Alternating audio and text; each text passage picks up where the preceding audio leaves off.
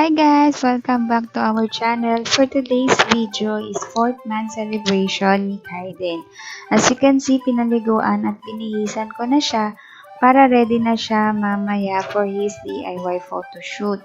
Yung damit pala na suot niya is na-mention ko na sa morning routine video namin. Kung hindi mo pa napapanood, link on my bio. So, ayan, pinatulog ko na si Kaiden at pinadede para mamaya good boy siya pag nag-DIY photoshoot. Pagkatulog ni Kaiden, nilagay ko na siya sa pinatay ko na rin yung ilaw niya at binuksan yung nightlight para di agad siya magising o mahaba ang tulog niya. At the same time, dumating naman yung in-order kong food sa Ambers para sa 4th month celebration niya. Kinuha naman ito ni Daddy. Dumating na rin yung cake na in-order ko kay Miss Jehan ng Bake O'Clock kay Jehan.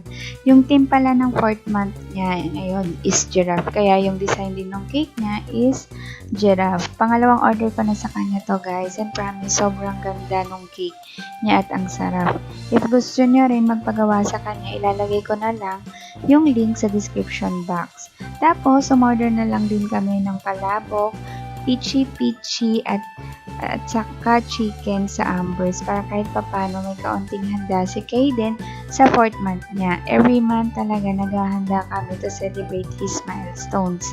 Kaugalian naman talaga namin siya. Ayon kasi sa pamahiin para daw hindi magkasakit si baby. Kaya daw dapat every month sineselebrate yung milestone niya. Ayan na nga at pinagsalusaluhan na namin tatlo yung food na handa ni Kaiden at in fairness, masarap siya. Kita naman, di ba?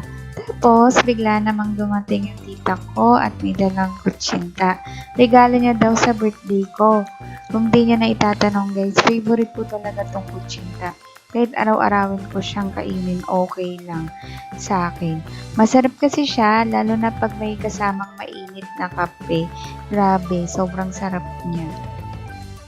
Sa sobrang sarap niya, inupahan ko na agad.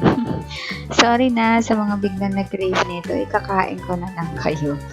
After namin kumain, nagising na si Kaiden. So, ayun, diretso kami ng DIY photoshoot habang good mood pa siya. Todo aliw-aliw kami para tumawa siya at makakuha kami ng magandang picture. Yung sapin na nilagay namin sa higaan niya ay yung mat ng play gym niya. Kung magtatanong kayo guys. And then, change costume naman. Pinasuot ko na kagad sa kanya yung giraffe na costume niya na in-order namin sa Lazada.